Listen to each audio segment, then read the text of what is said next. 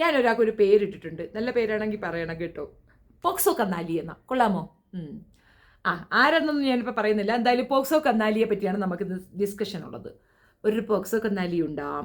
പുള്ളിക്ക് ഏത് നേരവും മുഹമ്മദ് നബിയുടെ വിവാഹങ്ങളെ പറ്റിയൊക്കെ പറിച്ച് വായ്ത്താളമടിയും. മുഹമ്മദീയ നിയമപ്രകാരം ഇങ്ങനെ, മുഹമ്മദിയന്മാരെല്ലാം കുഴപ്പം, മുഹമ്മദിയന്മാരെല്ലാം പ്രശ്നം, മുഹമ്മദീയ നിയമം ഇവിടെ നിർത്തലാക്കണം, UCC വരണം, യൂണിഫോം സിവിൽ കോഡ് വരണം. യൂണിഫോം സിവിൽ കോഡ് വരണമെന്ന് പറയുന്ന എല്ലാ എച്ചക്കലകളുടെയും ലൈഫ് ഹിസ്റ്ററി എടുത്ത് നോക്കുമ്പോഴത്തേക്കാണ് comedy. First number, chess number 1 Jamida. ഒരു വിഷയമുണ്ട് കേട്ടോ, ചെസ് നമ്പർ 1, 2, 3 ഇങ്ങനെ പോയായിരുന്നു ഞാൻ പ്ലാൻ ഇട്ടത്. ഇപ്പോൾ ചെസ് നമ്പർ 1 ആണ് ജാമിത, ചെസ് നമ്പർ 2 എന്ന് പറഞ്ഞിരുന്നത് ആരിഫ് ഹുസൈൻ, ചെസ് നമ്പർ 3 ആണ് ഇപ്പോൾ വന്ന കണ്ണൻ്റെ ആള്. അപ്പോൾ ഇത് തിരിച്ചു മരിച്ചു ആയപ്പോൾ പിന്നെ എനിക്ക് മറിച്ചും തിരിച്ചും ചെയ്യേണ്ടി വന്നു. ആകെ മൊത്തം കൊലാപ്സായി. അല്ലാച്ചാലും ഞാനിതിങ്ങനെ ഓർഡറിൽ പോയിക്കൊണ്ടിരിക്കുകയായിരുന്നു. എനിവേ, മിണ്ടാതിരിക്കുമ്പോൾ ചെറിയിലിട്ട് കുത്തുക എന്ന് പറഞ്ഞ് കേട്ടിട്ടില്ല, അമ്മാതിരി ഒരു കുത്താണ്. ഇവൻ കുണ്ടി ഓടിച്ചുകൊണ്ട് പോകുന്ന സമയത്ത് കുണ്ടിയിലിരുന്ന് കൊണ്ട് വലിയ വീരവാദം പറയണം, കോട്ടയത്തിരുന്ന് ഞാൻ നുണ പറയണം. ആണോടാ നുണയാ പറഞ്ഞ്? എന്നാൽ കുറച്ച് സത്യങ്ങൾ അങ്ങോട്ട് പറഞ്ഞുതരാം. വേണ്ടാന്ന് വെച്ചിട്ട് ലിയാഖത്ത് അലി ചെയ്ത കുറേ കള്ളത്തരങ്ങളുടെ ആ ചുരുൾ അഴിച്ച് അങ്ങോട്ട് തരികയാണ്. ഞാൻ മുമ്പ് പറഞ്ഞപ്പോഴത്തേക്ക് പലരും പറഞ്ഞു ഒത്തിരിയുള്ള വലിയ വീഡിയോയ്ക്കകത്ത് പറഞ്ഞുകൊണ്ട് മനസ്സിലായില്ലെന്ന്. എന്നാൽ ഞാൻ റിപ്പീറ്റ് ചെയ്യാം. ലിയാഖത്ത് അലി എന്ന വ്യക്തി പോക്സോ എന്ന് പറഞ്ഞ് മുഹമ്മദ് നബി അപമാനിക്കുന്നുണ്ടെങ്കിൽ യഥാർത്ഥത്തിലുള്ള പോക്സോ പ്രതി അവനാണ്. അവൻ മാത്രമല്ല, അവൻ്റെ കുടുംബത്തിൽ ഒന്നടങ്കം ഉള്ള ആൾക്കാർ ഒന്നിച്ച് ജയിലിൽ പോയത് പോക്സോ കേസിനാണ്. ആരാണ് പോക്സോ എന്നല്ലേ?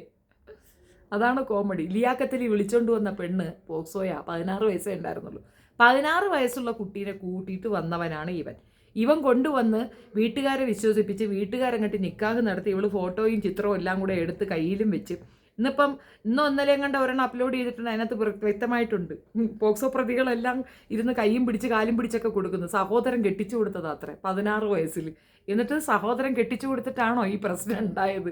എന്തോ എന്ത് തന്നെ ആയാലും പോക്സോ പെണ്ണുമ്പുളയാ പിന്നെ കല്യാണം കഴിച്ചു കൊണ്ടുവന്നു 16ാമത്തെ വയസ്സിൽ. 16ാമത്തെ വയസ്സിൽ ഒരു കൊച്ചിന് എന്ത് തോന്നും? ഇത് തന്നെയാണ് ഞങ്ങളും ചോദിക്കുന്നത്. ഈ കല്യാണം കഴിഞ്ഞ് പോലീസ് കേസെടുത്തു. പോലീസ് വന്ന് തൂത്തുറക്കി എല്ലാത്തിനെയും പിടിച്ച് ജയിലിലിട്ടു. എല്ലാത്തിനെയും ജയിലിലിട്ടപ്പോഴത്തേക്കാണ് അവർക്ക് മനസ്സിലായത് ഇത് ഒരു കൊച്ചുവാവയുടെ കല്യാണമായിരുന്നു. ഈ കുഞ്ഞുവാവയുടെ കല്യാണത്തിൽ നമ്മൾ നിൽക്കാൻ പാടില്ലായിരുന്നു. മുഹമ്മദീയ നിയമപ്രകാരം അങ്ങോട്ട് തർക്കിച്ചതിൻ്റെ പേരിലാണ് അവർക്ക് കേസിൽ നിന്ന് ഒഴിവാകാൻ പറ്റിയത്. അല്ലാതെ ഈ പെൺകുട്ടി മെച്ചൂറായിട്ടില്ല, ഞാൻ ഇഷ്ടത്തോടെ ഇറങ്ങിപ്പോയി എന്ന് പറഞ്ഞാലൊന്നും നടക്കത്തില്ല. മുഹമ്മദീയ നിയമപ്രകാരം 15 വയസ്സ് വിവാഹപ്രായം നിജപ്പെടുത്തിയിരിക്കുന്നത്. അതുകൊണ്ടാണ് ആ കുടുംബം രക്ഷപ്പെട്ടത്. അപ്പോൾ മുഹമ്മദീയ നിയമപ്രകാരമാണ് ഇവനും രക്ഷപ്പെട്ടത്. അല്ലാച്ചാൽ ഇതും പ്രശ്നമാണ്. അതായത് ചെറിയ വയസ്സിലുള്ള കുട്ടീനെ കൊണ്ടുവന്ന് വിവാഹം കഴിച്ച് കുടുംബം നടത്തിക്കൊണ്ട് പോവുകയാണെങ്കിൽ അത് കേസാണെങ്കിൽ അവളുടെ സമ്മതമുണ്ടെങ്കിൽ പോലും അത് സമ്മതിച്ചു കൊടുക്കത്തില്ല. മുഹമ്മദീയ നിയമപ്രകാരം മാത്രമേ അക്സെപ്റ്റ് ചെയ്യുള്ളൂ. ഇനി ഇതേപോലെ ജാമ്യതയുടെ വിഷയം പറയാം. ആദ്യ വിവാഹം, ആ വിവാഹത്തിൻ്റെ കാര്യവും പിന്നെ തുടരെയുള്ള പല വിവാഹങ്ങൾ, അതിനുശേഷം വിവാഹം എന്ന് പറയുമ്പോൾ വിവാഹ ഇതര ബന്ധങ്ങൾ, അതിലിപ്പോൾ ഉള്ള ബന്ധവും വിവാഹ ബന്ധമല്ല. കാരണം ആദ്യത്തെ ഹസ്ബൻഡിനെ ഡിവോഴ്സ് ചെയ്തിട്ടില്ല. ഇപ്പോൾ ഉള്ള ബന്ധം ഇരിക്കുന്നത് അയാൾക്ക് ഇത് രണ്ടാമത്തതാണ്. ആദ്യത്തത് അവിടെ ഉണ്ട്, അതിനെയും ബന്ധം വേർപ്പെടുത്തിയിട്ടില്ല. അപ്പം ഈ രീതിയിൽ ജീവിക്കാനുള്ള പെർമിഷൻ കിട്ടുന്നത് മുഹമ്മദീയ നിയമപ്രകാരമാണ്. അതായത് ആദ്യത്തെ ഭാര്യയുടെ സമ്മതമുണ്ടെങ്കിൽ രണ്ടാമതൊരു സ്ത്രീയെ കൂടെ വെച്ചുകൊണ്ടിരിക്കാം. ആ പ്രകാരമാണ് അയാൾ വെച്ചുകൊണ്ടിരിക്കുന്നത്. മറ്റത് ഇല്ലീഗലാണ്. അലി ഇതുവരെ ഡിവോഴ്സ് കൊടുത്തിട്ടില്ല. പക്ഷേ അലിയെ വസഹ് ചെയ്യാം. അത് ഈ പൊട്ടത്തിക്ക് അറിയില്ല. നിയമം അറിയുന്ന എല്ലാം അറിയുന്ന ജാമിതയ്ക്ക് ഈ വിഷയം അറിയുകയുമില്ല. അപ്പോൾ ഏകദേശം അതിൻ്റെ കാര്യം UCC വരികയാണെങ്കിൽ അതിൻ്റെ കാര്യത്തിൽ തീരുമാനമാവും. പ്രശ്നമാവും. എല്ലാം തൂത്തുറക്കി പിന്നെയും ജയിലിൽ പോകേണ്ടി വരും. ആരിഫ് ഹുസൈൻ ആദ്യത്തെ പെണ്ണുമ്പളെ പറ്റിച്ച് കളഞ്ഞങ്ങ് ദൂരെ കളഞ്ഞു. രണ്ടാമത്തിന് ചിലവിന് കൊടുക്കാതെ അതിനും അങ്ങനെ കളഞ്ഞിട്ട് ഇപ്പം മൂന്നാമതൊരുത്തിൻ്റെ കൂടെ ഇരിക്കുന്നത്. അപ്പം ഓൾമോസ്റ്റ് എത്രയായി? മുഹമ്മദീയ നിയമപ്രകാരമാണ് ഈ സർക്കസ് അവിടെ നടക്കുന്നത്. അല്ലാച്ചാൽ എന്താ? UCC വന്നാൽ എന്താ? ആദ്യം അകത്ത് പോണത് ആരിഫ് ഹുസൈൻ ആയിരിക്കും. ലിയാഖത്ത് പോക്സോ പ്രതിയാണ് അയാൾ. അപ്പോൾ ഏകദേശം ഇവന്മാരുടെയൊക്കെ കുത്തഴിഞ്ഞ ജീവിതത്തിന് ഒരു രീതിയിലെങ്കിൽ മറ്റൊരു രീതിയിൽ മുഹമ്മദീയ നിയമം അവിടെ യൂസ്ഫുൾ ആയിരുന്നു എന്നുള്ളതാണ് വസ്തുത. എന്നിട്ട് ഇവന്മാരിരുന്നുകൊണ്ട് മുഹമ്മദിനെ തെറി വിളിക്കുന്നതാണ് എനിക്ക് മനസ്സിലാകാത്തത്. ജബ്ബാർ മാഷിൻ്റെ വായ്ത്താളത്തിൽ പോയി ചാടിയെന്നാണ് പറയണം, ചുമ്മാതെ. ജബ്ബാർ മാഷിനൊരു അക്സെപ്റ്റൻസ് ഉണ്ട് പൊതുസമൂഹത്തിൽ.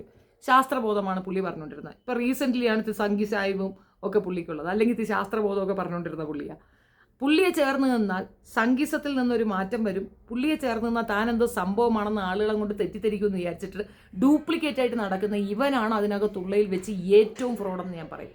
അതിന് എൻ്റെ കയ്യിൽ 2-3 തെളിവുണ്ട്. ഒന്നാമത്തെ തെളിവ് അഷ്കർ അലിയാണ്. ആ പയ്യൻ്റെ അടുത്ത് ഇവരെല്ലാം പറഞ്ഞ് സെറ്റപ്പാക്കി വെച്ചിരുന്നു. പയ്യനോട് പറഞ്ഞു, നിങ്ങൾ ഇറങ്ങി വരിക, ഞങ്ങൾ പ്രൊട്ടക്റ്റ് ചെയ്തോളാം, അവന് വിദേശത്ത് പോകണം, അവൻ്റെ ആവശ്യം അതാണ്, വിദേശത്ത് പോകണം, ഇങ്ങനെ പറഞ്ഞാൽ മതി എന്നൊക്കെ എല്ലാം പറഞ്ഞ് ഏൽപ്പിച്ചപ്പോൾ ചെറുക്കൻ ഈ കാര്യം വെറുതെ നിസ്സാരമായിട്ട് വീട്ടിൽ കിടന്ന് തല്ലുകൂടി പ്രശ്നമായി. ചെറുക്കൻ ഇവർ പറയുന്നതിന് ഡേറ്റിന് മുമ്പേ അവിടുന്ന് ചാടി. ഒരാളെയും സംരക്ഷിക്കാൻ തയ്യാറാകാതെ കൊണാ പറയുന്ന ലിയാഖത്ത് അലി കാരണം ആ ചെറുക്കനെ നേരത്തെ അവിടുന്ന് ചാടേണ്ടി വന്നു. ചാടി വന്നവനെ സംരക്ഷിക്കാൻ ലിയാഖത്ത് അലി തയ്യാറല്ല. 10 വയസ്സ് അവൻ കയ്യിൽ നിന്ന് കളയത്തില്ല, അത് അങ്ങനെ ഒരു ജന്തുവാണ്. അതുകൊണ്ട് തന്നെ അഷ്കർ അലിക്ക് വേറെ നിവൃത്തിയില്ല, രവിയുടെ മാളത്തിലേക്ക് ഓടിക്കയറേണ്ടി വന്നു. രവി ചക്കര മതവും ചക്കരയെന്നും പറഞ്ഞുകൊണ്ട് ബാക്കിയുള്ളതെല്ലാം പഠിപ്പിച്ചു കൊടുത്ത് അവനെ കൊണ്ട് അവഹേളനപരമായ കാര്യങ്ങൾ പബ്ലിക്കിൽ പറഞ്ഞു.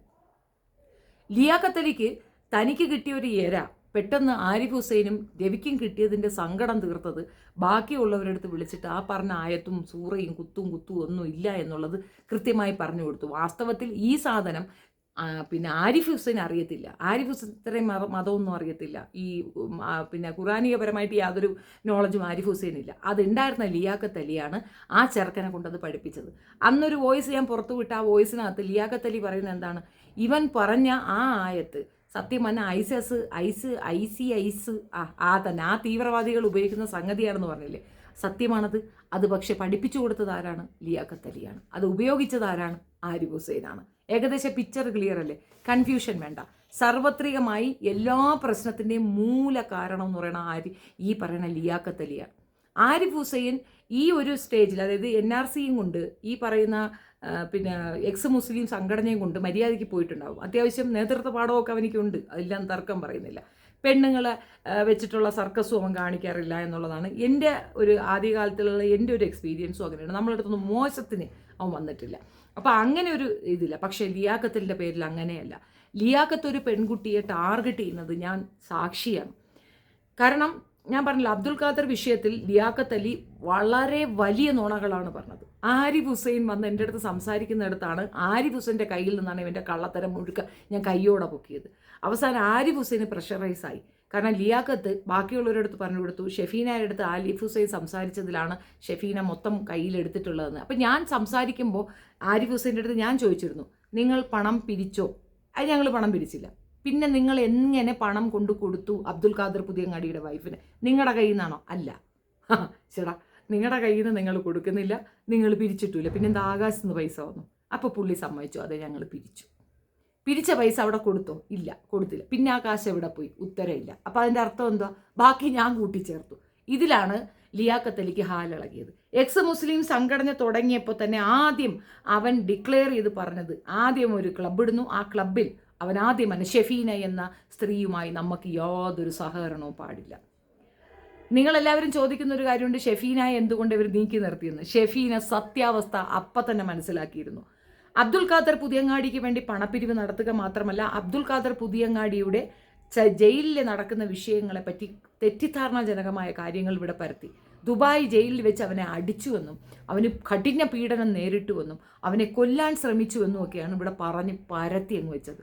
അതിനെ എനിക്ക് എത്രത്തോളം പ്രഷർ ഉണ്ടായിട്ടും ഞാൻ ഇറങ്ങി എന്താണ് അതിൻ്റെ ജഡ്ജ്മെൻ്റ് എന്നും എന്ത് രീതിയിലാണ് വെർഡിക്റ്റ് വന്നിട്ടുള്ളതെന്നും ഇപ്പോഴതിൻ്റെ സ്റ്റാറ്റസ് എന്താണെന്നും ഞാൻ നോക്കിയിട്ട് പറഞ്ഞു കൊടുത്തു. അതായത് ഇവന്മാർ പറഞ്ഞ കണക്കല്ല 3 വർഷത്തെ തടവും 5 ലക്ഷം ദിർഹം ഫൈനും മാത്രമാണുള്ളതെന്നും അല്ലാതെ അയാൾ ആരും ഉപദ്രവിച്ചിട്ടില്ലെന്നും ദുബായ് ജയിലുകളിൽ ആരെയും ഉപദ്രവിക്കില്ല എന്നും അങ്ങനെ ഒരു ഇതില്ല.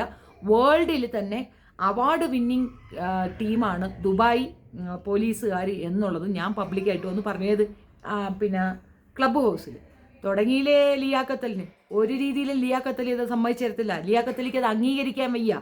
ലിയാഖത്ത് അലി അങ്ങ് തകർക്കുകയാണ്. പിന്നെ ക്ലബ് ഇട്ടിട്ട് ഷെഫീനയ്ക്കെതിരെയുള്ള ആക്രോശങ്ങളായി. ഷെഫീന മോശം, ഷെഫീന പറഞ്ഞതെന്നോണ. ഞാൻ അതിൻ്റെ ജഡ്ജ്മെൻറ്റ് കോപ്പി എടുത്തു നെറ്റിൽ കൂടെ.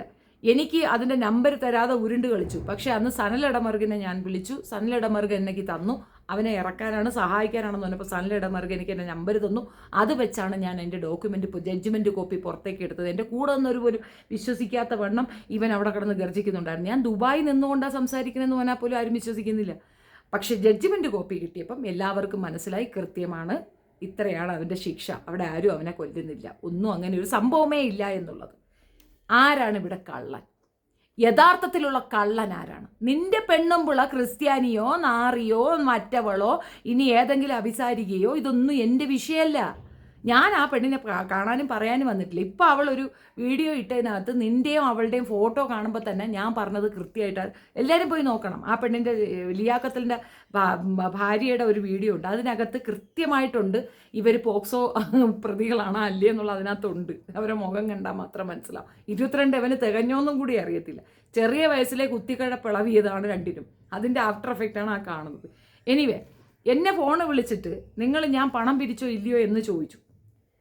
അപ്പോൾ ഞാൻ പറഞ്ഞു, എൻ്റെ കയ്യിൽ കൃത്യമായ എവിഡൻസ് ഉണ്ട്. ഞാൻ ആരിഫ് ഹുസൈനുമായി സംസാരിക്കുമ്പോൾ ആരിഫ് ഹുസൈൻ എന്നോട് പറഞ്ഞാണ് പൈസയും കൊണ്ട് ഇവൻ്റെ ഭാര്യയെ കാണാൻ പോയിരുന്നു എന്ന്. അവിടെ ചെന്ന നിങ്ങൾ പൈസ വാങ്ങിക്കാതെ കൊടുക്കാതെ തിരിച്ചു വന്നു എന്ന് പറഞ്ഞു. ആ പൈസ എവിടെ പോയി എന്നുള്ള എൻ്റെ ചോദ്യത്തിന് മുമ്പിൽ ഞാൻ എൻ്റെ മക്കളെ വളർത്തുന്നത് പോലെയല്ല അയാളെ മക്കളെ വളർത്തുന്നതെന്ന്. അതാണോ അതിൻ്റെ ഉത്തരം? ഞാൻ തെണ്ടിയാണ് എൻ്റെ കുട്ടികളെ വളർത്തുന്നതെന്ന്. ഇവൻ എന്താണ്ട് ജോലി എടുത്ത എന്താണെന്നാണ് കൈ കാല ആരോഗ്യമുള്ള ഒരുത്തൻ ഇതുപോലെ ഇത് വെച്ചിട്ടിരുന്ന് അപരാധിക്കുന്നു. അതാണ് അവൻ്റെ വളർപ്പ്. അവൻ അങ്ങനെയാണ് കൊച്ചുങ്ങളെ വളർത്തുന്നത്. എങ്ങനെയുണ്ട്? എൻ്റെ കുഞ്ഞുങ്ങളെ പടുമോശമാണ് പറഞ്ഞത്. അപ്പോൾ അതിൻ്റെ മറുപടി എനിക്കുമുണ്ടായിരുന്നു. കൊടുത്തേച്ചു ഞാൻ 2, അതോടെ വെച്ച് പൊത്തിക്കൊണ്ടോടി. ഞാൻ നാളെ രാവിലെ കൊണ്ട് കേസ് കൊടുക്കുക, എന്നെ മൂക്കി വലിച്ച് കയറ്റുമെന്ന് പറഞ്ഞുകൊണ്ട് ഭയങ്കര വെല്ലുവിളിയായിരുന്നു. ആ വോയിസ് ഞാനങ്ങ് പബ്ലിഷ് ചെയ്തപ്പോൾ ആ കുത്തിക്കഴപ്പും അങ്ങ് തീർന്നു. അതായത് ഞാൻ അവനെ തെറി വിളിച്ചു എന്നാണ് അവൻ പറഞ്ഞു പരത്തിയത്. ഇങ്ങോട്ട് കിട്ടിയതാണ് അങ്ങോട്ട് കൊടുത്തതെന്നുള്ളത് ആ കംപ്ലീറ്റ് വോയിസ് അങ്ങ് പബ്ലിഷ് ചെയ്തപ്പോഴത്തേക്ക് കുത്തിക്കഴപ്പ് തീരുകയും ചെയ്തു. ഷെഫീന നുണ പറയാറില്ല നിന്നെപ്പോലെ. നീ ഇത് എത്രാമത്തെ നുണയാണ്? ഇനി സുറുമിയുടെ വിഷയത്തിലേക്ക് വരാം. ആ പാവപ്പെട്ടവൾ എക്സ് മുസ്ലിമായി നിൻ്റെയൊക്കെ ഇത് കേട്ട് സ്പീച്ച് കേട്ട് മതത്തിൽ നിന്ന് മാറി നിൽക്കുമ്പോൾ വീട്ടുകാരെടുത്ത് വിളിച്ച് അവളെപ്പറ്റി പടുമോശം പറഞ്ഞു കൊടുത്ത നീയല്ലേ? അതിനേക്കാൾ വലിയൊരു ക്രൈം നീ ചെയ്തിട്ടുണ്ട്. ഒരു സംഘടന മേധാവിയായിരിക്കുന്ന നീ അതിനകത്തുള്ള ഒരു പെൺകുട്ടി പറഞ്ഞ ഒരു പീഡന പരാതിയിൽ എന്ത് ആക്ഷൻ എടുത്തു? നിന്റെ ഈ തലതെറിച്ച ഭാര്യ എന്ത് ആക്ഷൻ എടുത്തു? അവൾക്ക് പിന്നെ അത് എക്സ്പീരിയൻസ് ആയിരിക്കും. ഭർത്താവ് ഇതാണ് യോഗ്യതയെങ്കിൽ പിന്നെ ആരും ഒന്ന് പിടിച്ചാലെന്ത് മടിച്ചാലെന്ത്. പക്ഷെ സുറുമിക്ക് അങ്ങനെ ആയിരുന്നില്ല. സുറുമിയെ ഫോട്ടോ എടുത്തു എന്ന രീതിയിൽ, ഫോട്ടോ എടുക്കാനെന്ന വ്യാജേന ഏതോ രീതിയിൽ മിസ്ബിഹേവ് ചെയ്തതിനെ പറ്റി വന്ന് പരാതി നിങ്ങളോട് പറഞ്ഞപ്പോൾ നിങ്ങൾ 2 പേരും അത് മൈൻഡ് പോലും ചെയ്താൽ. പിന്നെ നിങ്ങൾ ഭാര്യ വലിയ അതിനകത്ത് യോഗ്യത എന്നുള്ളവളല്ല, എന്നാലും ഒരു പെണ്ണെന്ന നിലയിൽ അവൾക്ക് മനസ്സിലാവുമെന്ന് കരുതിയാണ് ആ പെണ്ണിനോട് വന്ന് ആ പരാതി പറഞ്ഞത്. അവൾ എന്ത് ആക്ഷൻ എടുത്തു? ഒരു ആക്ഷനും എടുത്തില്ല. പകരം സുറുമി പ്രശ്നക്കാരിയാക്കി. നീയും നിന്റെ ഭാര്യയും ഷെറിനും ഉൾപ്പെടെ കേട്ടെന്ന് അപരാധിക്കുന്നതിന് കണ്ടത്. ഫേസ്ബുക്കിൽ ത്രൂ അവൾക്ക് കൊടുത്ത പൈസയുടെ കണക്ക്, അത് ഇത് ഒറ്റത് മറിച്ചത്. അവസാനം ഷെഫീന വിഷയം എടുക്കുമെന്നായപ്പോൾ നീയൊക്കെ നിർത്തി. എങ്ങനെ നിർത്തി? സുറുമി എൻ്റെ അടുത്ത് പരാതി പറഞ്ഞില്ല. പരാതി പറഞ്ഞാൽ ഇതൊന്നുമല്ല, അത് ഞാൻ സ്റ്റോപ്പും ആവൂല. എവിടെ ഇരുന്ന് എന്തും കുരച്ച് കളയാന്ന് വിളിക്കുന്ന ഷെറിനുൾപ്പെടെ നടു റോട്ടിൽ നിന്ന് മോങ്ങണണക്ക് ഞാൻ ആക്കുമായിരുന്നു. പക്ഷേ ഇതൊക്കെ ചെയ്തത് നീ ഒരുത്തരാണ്, ഈ പറയുന്ന ലിയാഖത്ത് ഒരുത്തരാണ്. എന്നിട്ടും ഇരുന്ന് പറയുകയാണ് ഞാൻ നുണ പറയത്തില്ല. നീ നുണയേ പറയൂ. നീ ലോകത്തിലെ ഏറ്റവും വലിയ നുണയാണ്. ഷെഫീന അല്ലടാ അങ്ങനെ പറയുന്നത്. അതിനെനിക്ക് ഒരൊറ്റ മറുപടിയുള്ളൂ. നിൻ്റെ അപ്പൻ്റെ പേരല്ല എൻ്റെ അപ്പനിക്ക്, നിൻ്റെ അപ്പൻ്റെ ക്വാളിറ്റി അല്ല എൻ്റെ അപ്പനിക്ക്. കുടുംബത്തിന് തന്നെ പറയേണ്ടി വരും. പക്ഷേ അവർ ഒരുപാട് പ്രാവശ്യം പറഞ്ഞു ഞങ്ങളെ ഉപദ്രവിക്കരുത്, ഞങ്ങളെ പറയരുത്, ആ തെണ്ടിയെ ഞങ്ങൾ വീട്ടിൽ നിന്ന് പുറത്താക്കി വെച്ചിട്ടുണ്ടെന്ന്. ഇവൻ എന്തുകൊണ്ടാണ് ഇസ്ലാമിനെ അവരാധിക്കുന്നതെന്ന് അറിയാമോ? ഇവനാരും തൂക്കി തലയെ വെച്ചില്ല. ഇവൻ എന്തോ ഭയങ്കര സംഭവമാണെന്ന് പറഞ്ഞിട്ട് നടക്കുകയാണ്. പോക്സോ പ്രതി ആരെങ്കിലും വീട്ടിൽ കയറ്റൂ? ഇവൻ കാരണം കുടുംബത്തിലുള്ള എല്ലാ ആണുങ്ങളും പോയി ജയിലിൽ. എല്ലാ ആണുങ്ങളെയും പിടിച്ചോണ്ട് പോയി പോക്സോ കേസിൽ. അങ്ങനെ കുടുംബത്തിലുള്ളവർ അങ്ങോട്ടും ഇങ്ങോട്ടും തെറ്റി ഇവനെ മോശം പറഞ്ഞു. ഇവനെ അതോടെ പിടിച്ച് പുറത്താക്കി. ക്ലബ് ഹൗസിൽ ഇവൻ്റെ ഒരു സഹോദരൻ വന്നിരുന്നു. അവൻ വന്ന് പറഞ്ഞു, അവരും വന്ന് പറഞ്ഞിരുന്നു ഇങ്ങനെയാണെന്ന്. നീ ക്രിസ്ത്യാനിയാണോ അല്ലയോ എന്ന്. അയ്യോ, നീ ഏത് വടക്കിനെ കിട്ടുക? ആർക്കെന്ത്? നീ ക്രിസ്ത്യാനിയെ കിട്ടിയാലെന്ത്, അല്ലാതെ കിട്ടിയാലെന്ത്, എന്തായാലും നിന്നെ വീട്ടിൽ നിന്ന് പുറത്താക്കിയതാണോ? നിന്റെ കുടുംബം മുച്ചൂടും പിടിച്ച് പുറത്താക്കിയോ? ഒരു വ്യക്തിക്ക് എന്ത് രീതിയിലുള്ള പ്രഷർ പുറത്തുനിന്നുണ്ടെങ്കിലും സ്വന്തം വീട്ടിൽ അവനൊരു വാല്യൂ ഉണ്ടാവും. നിനക്ക് നിൻ്റെ വീട്ടിൽ വാല്യൂ ഇല്ല. ആ വാല്യൂ മറ്റുള്ളവരിൽ നിന്ന് കിട്ടാൻ വേണ്ടിയിട്ട് നീ മുഹമ്മദ് നബിയെയും ആ സമൂഹത്തിനെയും അവഹേളിക്കുന്നു എന്നുള്ളതാണ് വസ്തുത. നീ ഭയങ്കര നവോത്ഥാന നായകനാകാൻ വേണ്ടിയിട്ട് ഉസ്താക്കന്മാരുടെ സുന എടുത്ത് വെച്ചിട്ട് ചെയ്ത്, ഞാനും അതിൽ നിന്ന് കോപ്പി എടുത്തുകൊണ്ട് വന്നിട്ടുണ്ട്. ശരിയാണ്, മണ്ടന്മാരായ ഉസ്താക്കന്മാരുണ്ട്, അതിനെ വിമർശിക്കണം. മണ്ടത്തരം പറയുന്ന ഉസ്താക്കന്മാരുണ്ട്, അത് നമ്മൾ വിമർശിക്കണം. അതൊരു ഹെൽത്തി വിമർശനമായിരിക്കണം. ഇത്തരത്തിലുള്ള പുഴുക്കുത്തുകൾ നമുക്കിടയിലുണ്ട്, അത് നമ്മൾ പറയണം. 16 വയസ്സിലെ ഒരു പെൺകുട്ടിയെ വിവാഹം കഴിപ്പിച്ചു കൊടുക്കാൻ ഒരു പേരൻറ്റ് നിശ്ചയിച്ചിട്ടുണ്ടെങ്കിൽ അതിനെതിരെ നമ്മൾ സംസാരിക്കണം. അത് മതബോധമാണെങ്കിൽ അതിനെതിരെ നമ്മൾ വിമർശനങ്ങൾ കൊണ്ടുവരണം. പക്ഷെ നമ്മളത് ചെയ്തിരിക്കരുത്. ഏത് നമ്മൾ 16 വയസ്സിൽ സാധനം പൊക്കിക്കൊണ്ട് പോയിട്ട് പിന്നെ അത് പറയുന്നതിൽ ഒരു യോഗ്യതയില്ല. ആ യോഗ്യത കുറവാണ് ഇവിടെ പ്രശ്നം. മനസ്സിലായോ എനിക്ക്? നുണയനായ, ചതിയനായ, സാർവത്രികമായ ഈ പ്രശ്നങ്ങളുടെ എല്ലാം മൂലകാരണമായ ഈ പറയുന്ന പോക്സോ കന്നാലിയെ ഞാൻ പറയുന്നതിൽ എന്തെങ്കിലും അതിശയമുണ്ടെന്ന് നിങ്ങൾക്ക് തോന്നുന്നുണ്ടോ? ഒരു കാര്യം ഞാൻ വളരെ ക്ലിയർ ആയിട്ട് പറയാം. പലരുടെ പേര് പറയുമ്പോഴും എന്നെ വിളിച്ച് ചോദിക്കുന്നതാണ്, അവരെ പറ്റി എന്താ നിങ്ങൾ അങ്ങനെ പറഞ്ഞത്, ഇവരെ പറ്റി നിങ്ങൾ എന്താ പറഞ്ഞതെന്ന്. ഞാൻ പെർഫെക്റ്റ് എന്നല്ല ഞാൻ പറയുന്നത്, എനിക്ക് മനസ്സിലായ കാര്യമാണ് പറഞ്ഞത്. ഇന്ന ആളെപ്പറ്റി ഞാനൊരു സ്റ്റേറ്റ്മെൻറ്റ് പറഞ്ഞിട്ടുണ്ടെങ്കിൽ 100 വട്ടം എനിക്കതിനകത്ത് ഞാൻ ഒരുപാട് ആലോചിക്കും, തലങ്ങും വിലങ്ങും പേർത്തും അന്വേഷിക്കും. കൃത്യബോധ്യപ്പെട്ടാൽ മാത്രമേ ഞാൻ അങ്ങനെ ഒരു സ്റ്റേറ്റ്മെൻറ്റ് പറയുള്ളൂ. വൺസ് ഞാനൊരു സ്റ്റേറ്റ്മെൻറ്റ് പറഞ്ഞാൽ അത് ഞാൻ പറഞ്ഞതുപോലെ ഞാൻ പിൻവലിക്കില്ല. അതിനി എന്തെന്ന് പറഞ്ഞാൽ ഞാൻ പിൻവലിക്കില്ല. കാരണം എനിക്ക് അത്രത്തോളം ക്ലിയർ എവിഡൻസ് എൻ്റെ കയ്യിൽ കിട്ടിയത് കൊണ്ടാണ്. ലിയാഖത്ത് അലി കാണിക്കുന്ന ഈ വലിയ നൈപുണ്യതരമുണ്ടല്ലോ, ഈ ഒരൊറ്റ റീസണാണ് ആരിഫ് ഹുസൈൻ ഇങ്ങനെ ആയത്. ആരിഫ് ഹുസൈൻ ഈ എക്സ് മുസ്ലിമിൻ്റെ തലപ്പത്ത് കയറി ഇരുന്നിട്ടെങ്കിൽ ഇന്ന് ആ പറയുന്ന സംഘികളുടെ കയ്യിലെ വടിയാവില്ലായിരുന്നു അവൻ. ഈ മാതിരി ആറാം പറപ്പം സംസാരിക്കുകയും ഇല്ലായിരുന്നു. ഇതിന് മൂലകാരണം ലിയാഖത്ത് അലിയാണ്.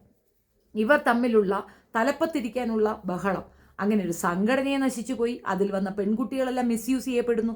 അതിൽ വളരെയധികം അരാജകത്വങ്ങൾ നടക്കുന്നതിൻ്റെ മൂല കാരണം ഈ പറയുന്ന പോക്സോ കന്നാലിയാണ് എന്നുള്ളതാണ് വസ്തുത. ഇനി വേറൊരു വിഷയവും കൂടെ പറയാം. ആരിഫ് ഹുസൈൻ 30 ലക്ഷം രൂപ പറ്റിച്ചു എന്ന് പറയുന്നത് ശരി, ബിസിനസ്സിൽ ഫ്ലോപ്പ് വന്ന് പറ്റിച്ചു എന്ന് വേണമെങ്കിൽ നമുക്ക് പറയാം, അല്ലെങ്കിൽ ആരിഫ് ഹുസൈനും പറയാം. ഈ ചട്ടനെ പൊട്ടൻ ചതിച്ചാൽ പൊട്ടനെ ദൈവം ചതിക്കും എന്ന് പറയുന്ന കണക്ക് ആരിഫ് ഹുസൈനെ പറ്റിച്ചൊരു വ്യക്തിയുണ്ട്, അത് ലിയാഖത്ത് അലിയ. എന്തുകൊണ്ടാണ് ആരിഫ് ഹുസൈനെതിരെ ഇയാൾ വാ തുറക്കാത്തതെന്ന് അറിയാമോ? വാ തുറന്നാൽ അയാൾ പൈസ വയ്ക്കും. ഏത് 8 ലക്ഷം രൂപയോളം ലിയാഖത്ത് അലി ആരിഫ് ഹുസൈന് ഒലിപ്പിച്ചിട്ടുണ്ട്. പണം അങ്ങോട്ടും ഇങ്ങോട്ടുള്ള ക്രയവിക്രയത്തിൽ ആരിഫ് ഹുസൈൻ്റെ പണം ഇവൻ അടിച്ചു മാറ്റിയതിൻ്റെ ആഫ്റ്റർ എഫക്റ്റാണ് ഇവനിക്ക് മൗനം പാലിക്കേണ്ടത്. അല്ലെങ്കിൽ ഇവ എപ്പോഴും അവനെ കൊന്നു കൊലപിടിച്ചിട്ടുണ്ടാവും. മൗനമായിട്ടാണെങ്കിലും ആരിഫ് ഹുസൈന് വരുന്ന അപജയത്തിനെ വളരെ നന്നായിട്ട് ആസ്വദിക്കുന്ന ഒരു വൾഗർ മൈൻഡ്, അതാണ് ലിയാഖത്ത് അലി. ലിയാഖത്ത് അലിയാണ് ഈ പറയുന്ന എക്സ് മുസ്ലിം ഇനങ്ങളിലൊക്കെ തന്നെ ഏറ്റവും വിഷം. പലരും പറയും അവൻ വളരെ കാമായി പറയുന്നു, അവൻ ഇതുപോലെ അഗ്രസീവ് ആകുന്നില്ല, അവർക്കൊപ്പം പോകുന്നില്ല എന്നൊക്കെ. ഇതേ സാധനം നിങ്ങൾക്ക് ജബ്ബാർ മാഷിനെ എങ്ങനെ തോന്നുന്നു? സെയിം തന്നെയാണ് ലിയാഖത്ത് അലി. ജബ്ബാർ മാഷിന് എഡ്യൂക്കേഷൻ ഉണ്ട്, കുറച്ചുകൂടെ ഒരു പടി കൂടെ ശാസ്ത്രബോധങ്ങളാണ് മുമ്പ് പറഞ്ഞുകൊണ്ടിരുന്നത്. ഇപ്പോഴാണ് ചെരുപ്പിലും ക്രിമിയടി കൂടി ഇതിനകത്ത് ചാടിയത്. അതൊഴിവാക്കിയാൽ അതേ ലൈൻ പിടിച്ച് ഏറ്റവും കൊടിയ ക്രിമിനലിസം വിളമ്പുന്നവനാണ് ലിയാഖത്ത് എന്ന് ഞാൻ പറയും. അല്ലെങ്കിൽ ഈ പറയുന്ന അഷ്കർ അലി പുറത്തേക്ക് വന്നത് രവി വിളിച്ചിട്ടല്ല, ആരിഫ് ഹുസൈൻ വിളിച്ചിട്ടല്ല, ജാമിദ വിളിച്ചിട്ടല്ല, ലിയാഖത്ത് അലിയാണ് അതിൻ്റെ ആണിവേര്. പുറത്തേക്ക് വന്ന പയ്യനെ സംരക്ഷിക്കാതെ അപ്പുറത്തെ ചെയ്തിയിലേക്ക് കൊണ്ടിട്ട് അങ്ങുമില്ല ഇങ്ങുമില്ല ആ പയ്യ അന്തം വിട്ട് നിൽക്കേണ്ട ഒരു അവസ്ഥ വന്ന് ഇവറ്റകൾ അത്രയും അവനെ വെച്ച് പണവും ഉണ്ടാക്കിയതിൻ്റെ കാരണം ലിയാഖത്ത് അലിയാണ്. ആകെ മൊത്തത്തിൽ ലിയാഖത്ത് അലിയാണ് ഇതിൻ്റെ ആണിക്കല്ല്. അതുകൊണ്ടാണ് ലാസ്റ്റ് പിടിക്കാമെന്ന് ഞാൻ സമാധാനപ്പെട്ട് നിന്നത്. ഇപ്പം എനിക്കൊരു ആൾ കൊണ്ടുവന്നിട്ട വീഡിയോയ്ക്കകത്ത് എൻ്റെ ശ്രദ്ധ അതിനകത്ത് വന്നതുകൊണ്ട് മാത്രമാണ്. കോട്ടയം ചങ്ങനാശ്ശേരി ഭാഗത്തിരുന്നു കൊണ്ട് നുണ പറയണമെന്നാണ് പറയണത്. ഞാൻ ഇന്നും വിശ്വസിക്കുന്ന മതത്തിൽ നുണ പറയുന്നത് ഏറ്റവും വലിയ തെറ്റായിട്ടാണ് കണക്കാക്കുന്നത്. നുണ പറഞ്ഞ് എനിക്കൊന്നും നേടാനില്ലടാ. നിന്നെയൊക്കെ നുണ പറഞ്ഞ് തോപ്പിക്കേണ്ട കാര്യമില്ല. സത്യം സത്യമായി അവിടെ തന്നെയുണ്ട്. നിൻ്റെ വീട്ടുകാർ പുഷ്പം പോലെ വന്ന് എനിക്ക് എൻ്റെ ചാനലിന് ബൈറ്റ് തരും. അത്രയും ഞാൻ നിന്നെ അവഹേളിക്കാൻ ഉദ്ദേശിച്ചിട്ടില്ല. പക്ഷേ ഇനി അതുണ്ടാകും. മനസ്സിലായ? ചെക്കാണ്. ഒരു മാറ്റവും ഒരു തർക്കവും നീ വിചാരിക്കേണ്ട. അതിൻ്റെ റീസൺ നീതി നിഷേധിക്കപ്പെട്ട ഒരു പെണ്ണിൻ്റെ കണ്ണീരുണ്ട് അതിൻ്റെ പിറകിൽ. മനസ്സിലായ? നിനക്ക് വലിയ ആളാകാൻ, നിനക്ക് സംഭവമായി കാണിക്കാൻ വേണ്ടിയിട്ട് നീ മറ്റുള്ളവരെ ഇകഴ്ത്തുകയും അവഹേളിക്കുകയും ചെയ്യുന്ന ഒരു രീതിയുണ്ട്. അതുകൊണ്ടാണ് ഇങ്ങനൊരു രീതിയിൽ ഞാൻ ഇറങ്ങേണ്ടി വന്നത്. അപ്പോൾ ഇത്രയേ ഉള്ളൂ ഗൈസ്. പോക്സോ കന്നാലി ഇരുന്നു കൊണ്ട് മുഹമ്മദ് നബിയെ അവഹേളിക്കുന്നു, അത്രയേ ഉള്ളൂ. ഇവൻ്റെ കയ്യിലെ അല്ലെങ്കിൽ ഇവരുടെയൊക്കെ ജീവചരിത്രം എടുത്തു വെച്ച് നോക്കിക്കഴിഞ്ഞാൽ വളരെ അരാജകത്വവും വളരെ വൃത്തികേടുമാണ് ഉള്ളത്. അത് മറയ്ക്കാൻ വേണ്ടിയിട്ട് തങ്ങൾ എന്തൊക്കെ സംഭവമാണെന്ന് കാണിക്കാൻ വേണ്ടിയിട്ടാണ് യുക്തിവാദം എടുത്ത് തലയിൽ വെച്ചത്. വാസ്തവത്തിൽ യുക്തിവാദികൾ ഒരുപാട് റെസ്പെക്റ്റ് കിട്ടേണ്ടവരാണ്. ഇതൊന്നും യുക്തിവാദമല്ല. അതുകൊണ്ട് തന്നെ യുക്തിവാദികൾ ഐക്യകണ്ഠേന പറഞ്ഞത് ഈ വിഷയത്തിനെതിരെ നമ്മൾ സ്ട്രോങ് ആയി നിൽക്കണം. യുക്തിവാദം എന്ന് പറയുന്നത് ഒരുപാട് രീതിയിൽ റെസ്ട്രിക്ഷൻസ് വീട്ടിൽ നിന്ന് വരും, കുടുംബത്തിൽ നിന്ന് വരും, പല രീതിയിൽ ജീവിതചര്യ തന്നെ പ്രശ്നമാകുന്ന ഒരു കാര്യമാണ്. അവരുടെ യുക്തിബോധത്തിലേക്ക് ഈ സാധനം വന്നു പോയാൽ അവർക്ക് പലതും വേണ്ട എന്ന് വെക്കേണ്ടി വരും. യുക്തിവാദി സംഘടനയിൽ അംഗമായവർക്ക് ഞാൻ പറയണം മനസ്സിലാകും. അങ്ങനെയുള്ള ഒരു ആൾക്ക് കിട്ടുന്ന ഒരു റെസ്പെക്റ്റ് അത് ഇവന്മാർക്ക് കിട്ടാൻ വേണ്ടിയിട്ട് ഇവന്മാർ ഡ്യൂപ്ലിക്കേറ്റ് അടിച്ചുകൊണ്ട് പറയുന്ന ഒരു സാധനമാണ് ഞങ്ങൾ യുക്തിവാദി. ഇവന്മാർക്ക് യുക്തിവാദിയുമില്ല, ഇവർ എക്സുമല്ല, വയ്യുമല്ല, ഒന്നുമല്ല. സ്വന്തം ജീവിതത്തിൽ നടന്ന പാളീച്ചകൾ മറയ്ക്കാൻ വേണ്ടിയിട്ട് ഇവന്മാർ കണ്ടുപിടിച്ച ഒരു സുനായാണ് എക്സ് മുസ്ലിം എന്ന നാറിത്തരം. അത്രയേ ഉള്ളൂ. ഈ പറയുന്ന ഇവൻ ഒരു വീഡിയോ ചെയ്തിട്ടുണ്ടായിരുന്നു എനിക്ക് അഗൻസ്റ്റായിട്ട്. എന്നെ തീട്ടം ബൈജു ഇരുന്നുകൊണ്ട് പറഞ്ഞു ഷെഫീനയുടെ കഴുത്ത് വെട്ടണം, അല്ലെങ്കിൽ കയ്യോ കാലോ വെട്ടണം. കാരണം ഷെഫീന മുഹമ്മദ് നബിക്കെതിരെ പറഞ്ഞു, അതുകൊണ്ട് അവളുടെ കഴുത്തും കയ്യും കാലും വെട്ടണം. അപ്പം ഇവൻ ലിയാഖത്ത് അലി ചെയ്ത ഒരു വീഡിയോ എന്താണെന്ന് അറിയോ നിങ്ങൾക്ക്? അതാണ് അതിൻ്റെ ഹൈലൈറ്റ്. തെറി പറയുന്നവരെ ഞങ്ങൾ സപ്പോർട്ട് ചെയ്യേണ്ട കാര്യമില്ലെന്ന്. ഞാൻ തെറി പറയുന്നുണ്ട്, നമ്മളെ സപ്പോർട്ട് ചെയ്യേണ്ട, ആരും സപ്പോർട്ട് ചെയ്യേ വേണ്ട, ഞാനൊട്ട് സപ്പോർട്ട് ചെയ്യാനും പോകുന്നില്ല, തെറി വിളിക്കുന്നവരെ നമുക്ക് നീക്കി നിർത്തണം എന്നാണ് പറഞ്ഞത്. ഞാൻ ലിയാഖത്ത് അലിയെ എങ്ങനെയാണ് പരിചയപ്പെടുന്നത്? അബ്ദുൽ ഖാദർ പുതിയങ്ങാടിയെ ജയിലിൽ നിന്ന് ഇറക്കുന്നതിന് വേണ്ടിയിട്ട് തീവ്ര ശ്രമം നടത്തുന്ന ലിയാഖത്ത് അലിയാണ് ഞാൻ പരിചയപ്പെടുന്നത്. ആരാണ് അബ്ദുൽ ഖാദർ പുതിയങ്ങാടി? പച്ചത്തെറിയെ വിളിക്കുള്ള അയാൾ. പൊളിഞ്ഞില്ലേ അവിടെ? വിഷയം എന്താണെന്ന് നിങ്ങൾക്ക് മനസ്സിലായില്ലേ? നുണകൾ മാത്രം പറയുന്ന ഒരു പെരും നുണയനാണ് ലിയാഖത്ത് അലി. പെരും നുണയൻ എന്ന് പറഞ്ഞാൽ പെരും നുണയൻ. 5 ലക്ഷം രൂപ പോയെന്ന് പറഞ്ഞിട്ടൊരു കഥ പറഞ്ഞു. ഏതോ ഒരു ഉസ്താദിൻ്റെ കൂടെ കോമ്പറ്റീഷൻ നടത്തിയിട്ട് ഉസ്താദ് അത് ഭാഗം കൊണ്ടുവന്ന് കാണിച്ചു. നിങ്ങളത് കാണത്തില്ല, അദ്ദേഹം കാണിച്ചു. പോലീസ് സ്റ്റേഷൻ്റെ ഫ്രണ്ടിൽ കൊണ്ടുവന്ന് വണ്ടി നിർത്തി അപ്പുറവും ഇപ്പുറവും നോക്കി ചാടി ഇറങ്ങുന്നത്. ഫേസ് സൈക്കോളജി പഠിച്ച ഒരാൾക്ക് അപ്പം കാണിക്കുന്ന എന്താണെന്ന് കൃത്യമായിട്ട് മനസ്സിലാവും. പേടി തൂറി ഉള്ളു കിടുങ്ങി പോലീസ് സ്റ്റേഷൻ്റെ മുമ്പിൽ ഒന്ന് ഡോറ് തുറന്ന് ഇറങ്ങേണ്ട ഗതികേട്. അങ്ങനെയൊന്നും നീ കാണിക്കണ്ട. ആരും കക്കൂസ് പൊളിച്ച് ജയിലിൽ പോകില്ല, പ്രത്യേകിച്ച് മുസ്ലിങ്ങൾക്ക് വേറെ പണിയുണ്ട്. നിന്നെ പോലൊരു നാറിയുടെ തലമട്ടിയിട്ട് വേണമെങ്കിൽ അവർക്ക് ജയിലിൽ പോകാൻ, വേറെ പണിയില്ലേ. മുൻപ് കാലങ്ങളിൽ അവർ കുറച്ച് എടുത്തു ചാടി. ഇനി അവർക്ക് അവരുടെ ഭാഗത്തുനിന്ന് അങ്ങനെയൊന്നും ഉണ്ടാകത്തില്ല, അവർക്കത് മനസ്സിലാകും. അത്രയേ ഉള്ളൂ. നീ കാരണം സമൂഹത്തിൽ ഇല്ലാത്ത സ്പർദ്ധതയും ഇല്ലാത്ത പ്രശ്നവും ഉണ്ടാകുന്നുണ്ടെങ്കിൽ നിന്നെ ഞാൻ വിളിക്കുന്ന പേരാണ് രാജ്യദ്രോഹി. ഈ രാജ്യത്തെ സ്വസ്ഥതയ്ക്കും സമാധാനത്തിനും ഏറ്റവും വലിയ പാരയായിട്ടുള്ളത് നിന്നെയൊക്കെ പോലുള്ള വൃത്തികെട്ടവന്മാരാണ്. കുറച്ച് ഭാഗം അങ്ങോട്ട് പഠിച്ചിട്ട് ഇപ്പോഴും ഞാൻ പറയുന്നു, നമുക്ക് ഖുർആൻ വായിക്കാൻ അറിയാം, അല്ലെങ്കിൽ അതിൻ്റെ അർത്ഥങ്ങൾ അറിയാം, നമ്മളത് വായിച്ചിട്ടുണ്ട്. പക്ഷേ എന്നാലും ധൈര്യസമയത്ത് എടുക്കാൻ ഭയമാണ്.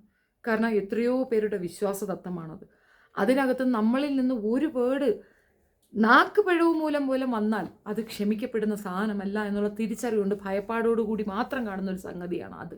അതിൽ നിന്ന് അടർത്തി എടുത്തിട്ട് തോന്നിവാസം വിളമ്പുന്ന ഇവനൊക്കെ സ്വയം പണ്ഡിതനാണെന്ന് ചമയാണ്. ഒരു പണ്ഡിതൻ്റെ ക്വാളിറ്റി എന്താണെന്ന് അറിയാമോ? തനിക്ക് ലഭിച്ച അറിവ് ഒരു തുളിയോളം, അറിയാനുള്ളത് ഒരു കടലോളം എന്ന് പറയുന്നവനാണ് യഥാർത്ഥ പണ്ഡിതൻ. ഒരു പണ്ഡിതനും താൻ പെർഫെക്റ്റ് ആണെന്ന് പറയത്തില്ല. തനിക്കറിയുന്നതിനേക്കാൾ ഉപരി ഒരുപാട് ഞാൻ ഇനി അറിയാനുണ്ട് എന്ന് പറയുന്നവൻ പണ്ഡിതൻ. എന്നും പഠിച്ചുകൊണ്ട് പഠനങ്ങളിൽ ഏർപ്പെട്ടുകൊണ്ടിരിക്കുന്നവൻ പണ്ഡിതൻ. കർശനമായ വിമർശനങ്ങൾ പാകാം, പക്ഷേ ഇത് തന്നെയാണ് ശരിയെന്ന് വാദിക്കുന്നത് തെറ്റാണ്. നമുക്ക് പല വിശകലനങ്ങളും വരും, പല രീതിയിലുള്ള ഒരു വേർഡ് കിട്ടുക എന്ന് വയ്ക്കുക. ആ വേർഡിനകത്ത് പല രീതിയിൽ നമുക്കതിനെ വ്യാഖ്യാനിക്കാം. വ്യാഖ്യാനങ്ങളുടെ ഒരു വലിയ ഘോഷയാത്ര തന്നെ ഉണ്ടാകും. ഒരു വേർഡിനെ നമ്മൾ വ്യാഖ്യാനിക്കുന്നത് എങ്ങനെയാണ്? നമ്മളുടെ തോന്നലുകളിൽ നിന്നാണ് ആ വ്യാഖ്യാനം വരിക. എനിക്കിതെങ്ങനെ മനസ്സിലായി, എനിക്കിതിൽ നിന്ന് എന്ത് മനസ്സിലായി, അതാണ് എൻ്റെ വ്യാഖ്യാനം. നിങ്ങൾക്ക് എങ്ങനെ മനസ്സിലായി, അതാണ് നിങ്ങളുടെ വ്യാഖ്യാനം. അപ്പോൾ ഓരോ വ്യക്തിഗത വ്യാഖ്യാനങ്ങൾ അതിനകത്ത് വരും. ആ വേർഡ് എഴുതിയവൻ്റെ വ്യാഖ്യാനം അതിനകത്തുണ്ടാവും. അങ്ങനെ ഓരോ രീതിയിൽ ഇത് വ്യാഖ്യാനിക്കപ്പെടാം. അങ്ങനെയാണ് നമ്മൾ അതിനെപ്പറ്റി ചിന്തിക്കുക. അതാണ് ഒരു പണ്ഡിതൻ്റെ ബോധം എന്ന് പറയുന്നത്. ഒരു പാണ്ഡിത്യമുള്ള ഒരാൾക്ക് ആ ബോധം ഉണ്ടാവും. അതുകൊണ്ട് തന്നെ ഇത് എൻ്റെ വ്യാഖ്യാനം എന്ന് പറഞ്ഞുകൊണ്ടേ അത് എക്സ്പ്ലെയിൻ ചെയ്യുള്ളൂ. അല്ലാതെ ഇതാണിതിൻ്റെ വ്യാഖ്യാനം എന്ന് ഫുൾ സ്റ്റോപ്പ് ഇട്ട് പറയത്തില്ല. ലിയാഖത്ത് അലി പറയുന്ന അതാണ്, ഇത് തന്നെയാണ് ഇതിൻ്റെ വ്യാഖ്യാനം, ഇത് ഇങ്ങനെയാണ്, നിങ്ങളിത് കാണുക. ജാമിദ, ഞാൻ അരച്ച് കലക്കി കുടിച്ചിട്ടിരിക്കുകയാണ്. അവിടെ ആ പാണ്ഡിത്യം തീർന്നു. ഒരു പണ്ഡിതനും ഞാൻ നിറഞ്ഞവനെന്ന് പറയില്ല. കാരണം ഒരാൾക്കും, പാണ്ഡിത്യമുള്ള ഒരാൾക്കും അങ്ങനെ പറയാനാകില്ല എന്നുള്ളതാണ് വസ്തുത. അല്പബുദ്ധിയും സ്വൽപ്പ സാധനം ധൈര്യവും വെച്ചിട്ട് കൊണ്ടാണ് ഇവന്മാർ ഈ കുത്തിക്കലാശം കാണിക്കുന്നത്. ഒളിച്ചു നടക്കുന്നവൻക്ക് എന്ത് ധൈര്യമാണ്? സ്വന്തം നാട്ടിൽ വന്ന് ധൈര്യസമേതം പറയണം, നിങ്ങൾ പഠിച്ചത് തെറ്റ്, നിങ്ങൾ ചിന്തിക്കുന്നത് തെറ്റ്, ധൈര്യസമേതം പറയുക. പോയാൽ ഒരു ജീവനല്ലേ. പക്ഷേ 10 പേർക്ക് ആ അറിവ് പറഞ്ഞു കൊടുക്കാൻ സാധിക്കും, അത് നിസ്സാര കാര്യമാണ്. എത്രയോ നവോത്ഥാന നായകന്മാർ അങ്ങനെയല്ലേ ചെയ്തത്. നീ വെറും ഊളയാണെന്നുള്ളൊരു തെളിവാണ് ഒളിച്ചും പാത്തും നിൻ്റെ നാട്ടിൽ വന്നിട്ട് പോകുന്ന ഗതികേട് നിനക്കുള്ളത്. ഷെഫീനയുടെ നേരെ നീ നോക്കുന്നവരൊക്കെ നോക്കുന്ന സമയത്തൊക്കെ തന്നെ നിനക്കിട്ട് ഞാൻ നല്ല കൊട്ട് തന്നിട്ടുണ്ട്. നീ വെറുതെയാണ് എന്നെ ചൊറിഞ്ഞ് വാങ്ങിക്കുന്നത്. ഞാൻ നിന്നിലേക്ക് എത്തുന്നതേ ഉള്ളൂ. അതിനു മുമ്പേ നീ എൻ്റെ നിന്ന് ഇൻ അഡ്വാൻസ് വാങ്ങിക്കരുത്. പിന്നെ പെണ്ണും പിള്ളയുടെ ചരിത്രം, 16 വയസ്സിൽ സ്വന്തം അച്ഛനെയും അമ്മയെയും പോലും അവഹേളിച്ചുകൊണ്ട് ഇറങ്ങി ഓടിയ ഒരു പെണ്ണിൻ്റെ ക്യാരക്ടറിനെ പറ്റി ഞാൻ കൂടുതൽ എക്സ്പ്ലെയിൻ ചെയ്യണ്ടല്ലോ, വേണ്ടല്ലോ. അപ്പം ശരി, കൂടുതൽ വിശേഷങ്ങൾ എൻ്റെ സഹോദരന്മാർ പറയുന്നുണ്ട്, അതുകൊണ്ട് വരുന്നതായിരിക്കും. ശുല.